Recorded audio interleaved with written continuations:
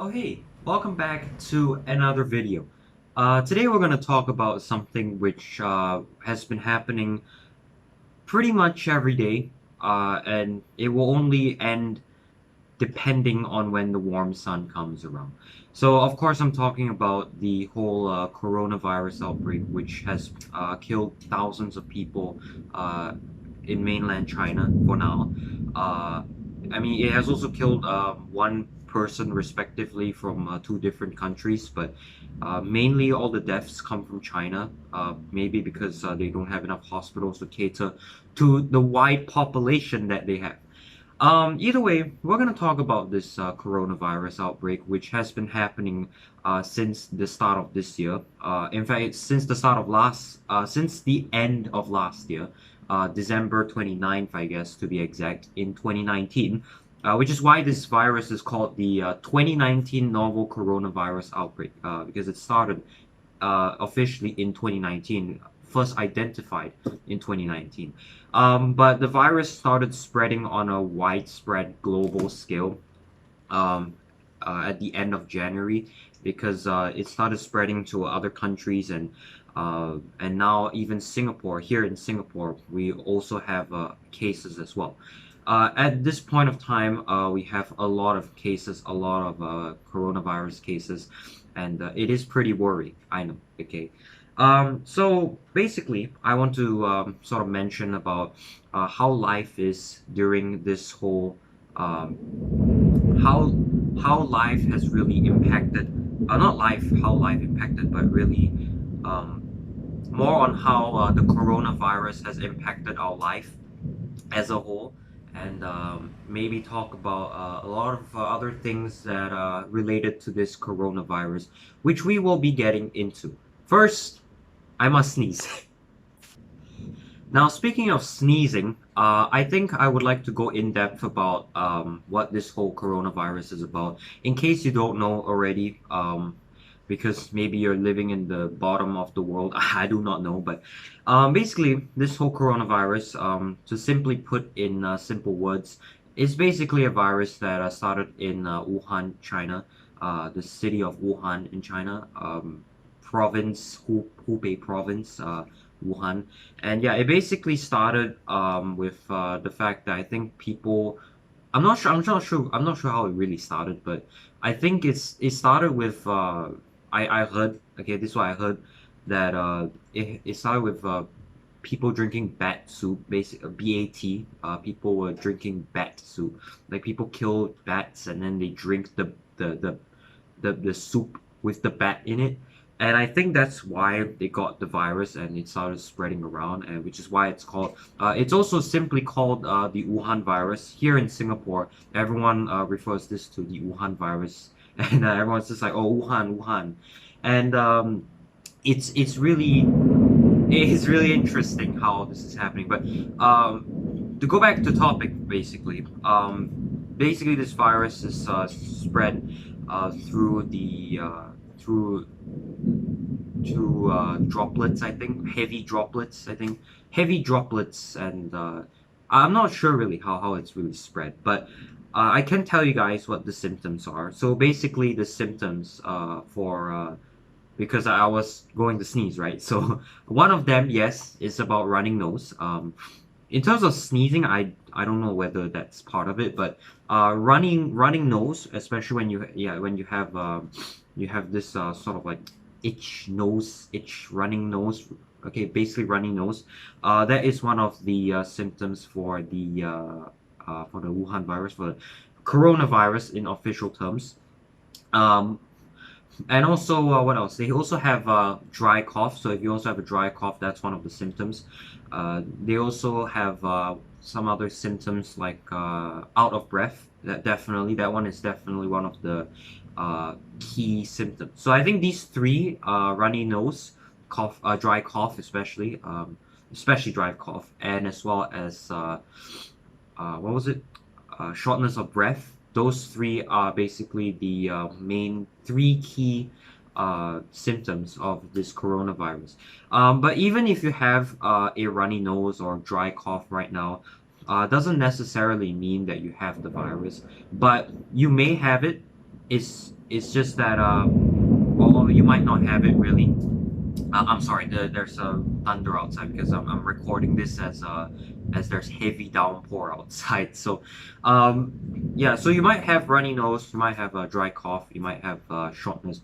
Shortness of breath, mate. I think that will probably diagnose you immediately with the virus. But in terms of dry cough, runny nose, at least those ones, I'm sure it won't you won't necessarily have the virus just like that. They'll have to run through some tests to properly diagnose you of the virus. Uh, but other than that, if you're just having a dry cough, a runny nose, you're just probably having a common cold or a common sore throat or something. So don't worry. But especially during this period of time, please do see a doctor if you are feeling unwell, like oh, especially one of the symptoms that I stated uh, just right now. So yeah.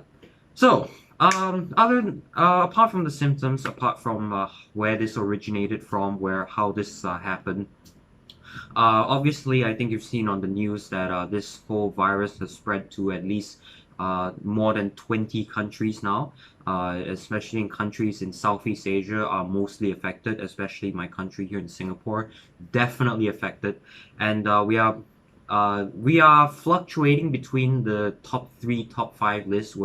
We're sometimes on the top three list, sometimes on the top five list of the most cases outside of China. Or in fact, on the global list, China's always number one.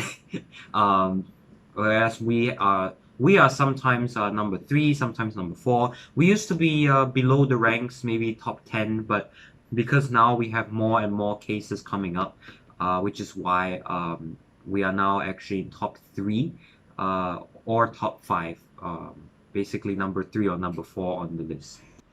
So as the virus spreads, there's more and more countries that are being affected by this. Like I said, in Southeast Asia, Asia as well. I think generally Asia is affected because China is so big. It takes up a lot of the Asian land, and a lot of Asian countries are getting affected, as well as even in the western side of the world, the US is getting affected, the UK is getting affected, even Canada is getting affected, even Finland is getting affected, Sweden as well.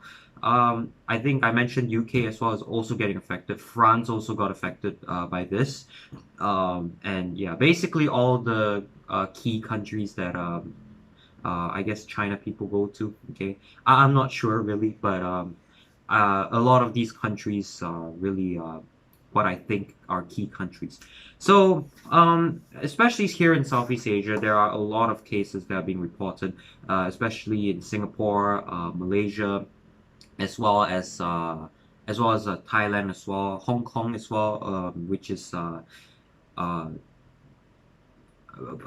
country that is near China. Okay, I don't want to get beat up for this, by the way, because if I do say something wrong, I'm sorry. Okay. So like I said, Southeast Asian countries are getting affected, and Singapore now stands at 47 cases at the time of recording this. We now stand at 47 cases, so we are almost at 50 cases, which is very worrying. Which means now we are standing at the number four on the global list. Technically, we're number three.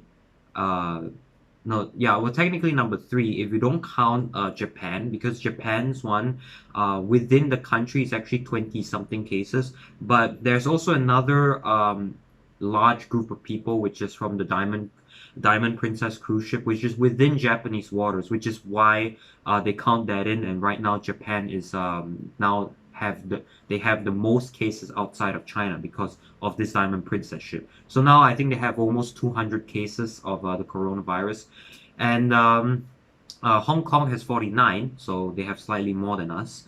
Singapore with 47, and other countries like I think Thailand. Correct me if I'm wrong, but I think Thailand is I think 40. No, wait, Thailand is 30 something, 33 I think. And other countries like maybe I'm not sure really. I'm really not sure. I think after Singapore would be Thailand. They are standing at 33. Other countries like South Korea, 24, I think, if I'm not wrong. Like I said, correct me if I'm wrong. I don't really know much of these statistics really. I look at it on a daily basis, but I don't. When I say it on video, it's a bit hard because I don't have. It's not. I don't have reference to it. So yeah, so there's a lot of countries that are being affected by this coronavirus, and basically, life still goes on. Okay, I mean, of course, in China, okay, I get it. China is a bit worrying. Life still goes on, but especially in Wuhan, city is in lockdown. There are some other places also in lockdown. There are strict travel advisories, warnings, travel bans as well. Um, some countries even banned Singapore. A few countries banned Singapore from coming into their country, and a lot of other countries as well also having travel advisories for people who are coming from Singapore because we are one of the few countries who are having the most cases, and which is quite worrying, I know. So I think right now what I want to, I guess what we can mention about is the impact on life here in general. Let's talk about Singapore first. Especially when with this whole coronavirus outbreak, the government has actually, especially when there's more local transmissions of the virus now, the government has decided to raise the DOSCON. Um, you guys can go and search it out what DOSCON is about. DOSCON from yellow to orange, and this is the really funny part.